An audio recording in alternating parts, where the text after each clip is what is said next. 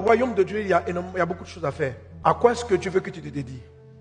On a vu des hommes comme Daniel, qui sont des dédiés à Dieu, et qui ont fait briller la lumière de Dieu au milieu d'un environnement politique.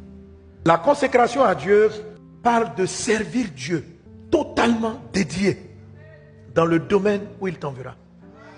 Amen. Il choisit le domaine, et il te met dans un domaine, et là, tu es au service de Dieu. Je ne veux pas que vous résumiez le service de Dieu à la prédication comme je suis en train de le faire, à la pastorale pure. Mais servir Dieu, la Bible dit que tout ce que vous faites, faites-le pour le Seigneur. Amen. Si Dieu me dédie à le servir dans un secteur, c'est que il veut que j'y amène sa lumière. Ce que j'appelle le premier service, il veut que j'y amène sa lumière.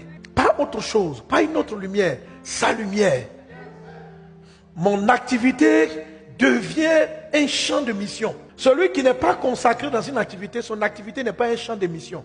Son activité est juste un endroit pour créer une source de revenus afin qu'il aille faire la mission. Ça, ce n'est pas consacré. Le consacré, tout champ, tout environnement est un territoire pour faire briller la lumière de Christ.